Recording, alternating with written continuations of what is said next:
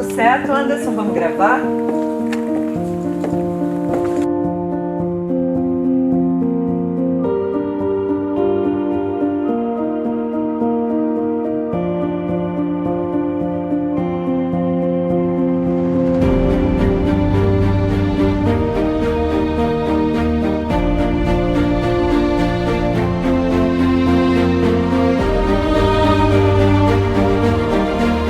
Vitor, tá nervoso? Mais ou menos.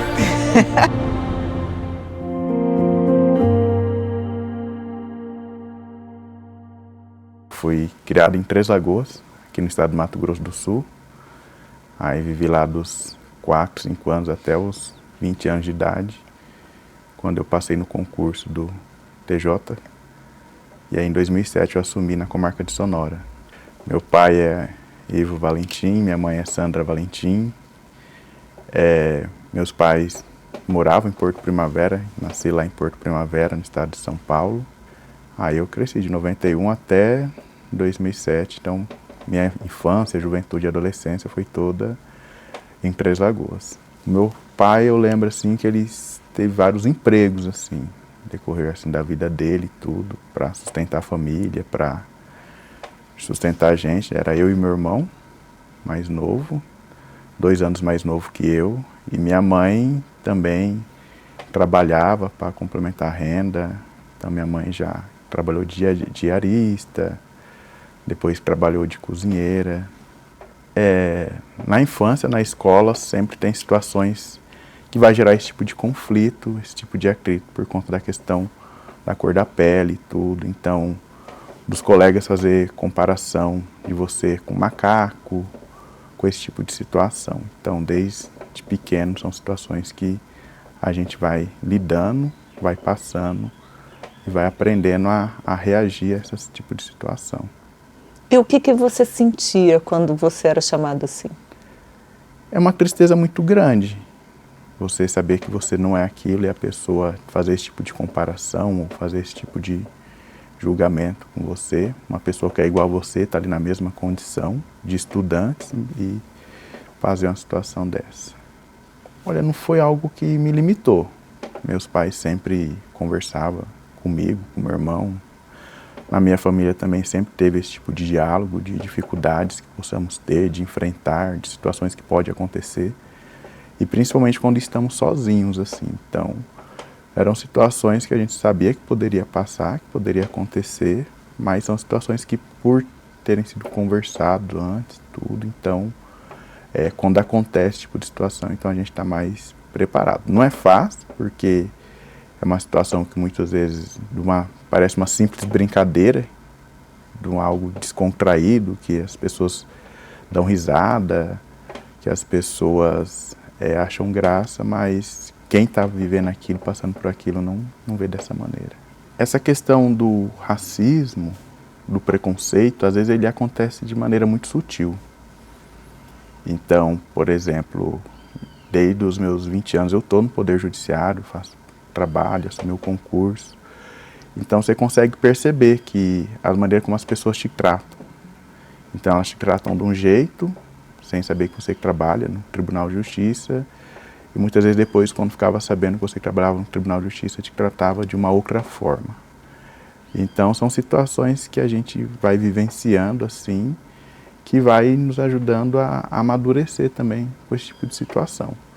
Então, por exemplo, eu trabalhava em Sonora e o forte lá, economicamente, é a questão da indústria sucroalcooleira, e que na época, até quando eu assumi lá, o concurso tinha muita questão do corte de cana manual, tudo. Então, quando eu estava, às vezes, em outras cidades, tudo, e as pessoas falavam, você trabalha onde? Eu trabalho lá em Sonora. Aí as pessoas já perguntavam, você corta cana? Então, as pessoas já faziam esse pré-julgamento, já fazia essa distinção. Por eu ser preto, morar em Sonora, eu tinha que cortar cana. Não perguntava, às vezes, o que eu fazia, no que eu trabalhava, ou de situações de você estar num determinado estabelecimento comercial, e você perceber que tem ali um segurança te observando, te cuidando, só pelo fato de você ser negro. Olha, o sentimento é um sentimento de revolta muito grande, de às vezes você tomar um outro tipo de posicionamento ou de situação, de uma situação que às vezes fuge ali do controle e tudo, mas eu sempre procurei lidar com situações assim de uma maneira mais tranquila, assim. Não sei se isso pode ser muito bom, muito ruim, mas são coisas que às vezes vão acontecendo no dia a dia, mas eu acho que a nossa conduta, a nossa postura deve sempre de buscar as coisas do qual nós temos direito. Então, se eu tenho o direito de estar no espaço, de estar no ambiente, eu posso buscar meios de estar ali e de maneira de estar ali com a minha consciência tranquila. A minha chegada aqui ao TJMS foi algo, agradeço a minha prima, ela é oficial de justiça, e aí quando abriu o edital, em 2005, eu estava encerrando o ensino médio, aí ela falou, ó, abriu o concurso para o TJ, se você quiser fazer, e na época era de nível médio. Ela falou, então você faz para esse determinado cargo, com certeza você tem mais capacidade, condição de passar. E aí foi meu primeiro concurso público que eu fiz, esse do TJ, daí eu fui aprovado, na época tinha também a prova prática de digitação, aí começou em 2004, em 2005 ele foi homologado e eu estava aguardando ser chamado. Aí nesse período eu fui fazendo a faculdade, que eu sou formado em História, daí eu comecei minha faculdade em Três Lagoas. Aí em outubro de 2007, ligaram em casa, perguntando onde que eu queria assumir o concurso, porque eles precisavam preencher as vagas. E aí em 3 de dezembro de 2007 eu tomei posse em exercício, lá em Sonora.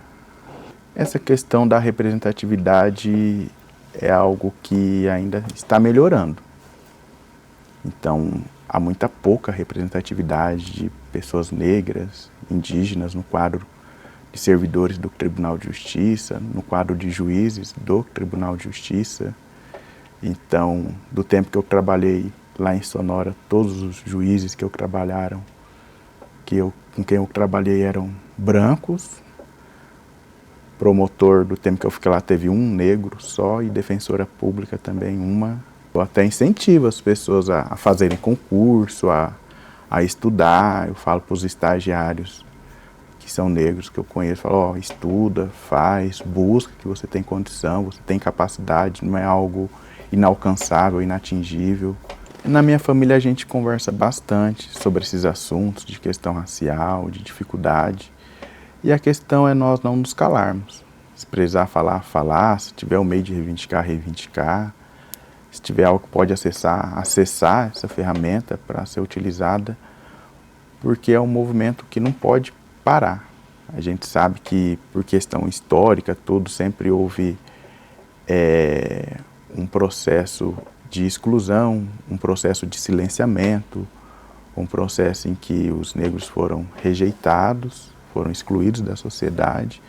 Então a gente sempre fala para as pessoas, vai atrás, busca, almeja, estuda, não desiste do meio do caminho. A adversidade sempre vai ter, faz parte da vida, as adversidades, mas a gente sabe que sempre os frutos que a gente colhe, de tudo aquilo que a gente procura plantar, semear, sempre vão ser colhidos. Então, se plantarmos coisas boas, cultivarmos coisas boas, com certeza vamos conseguir colher coisas boas.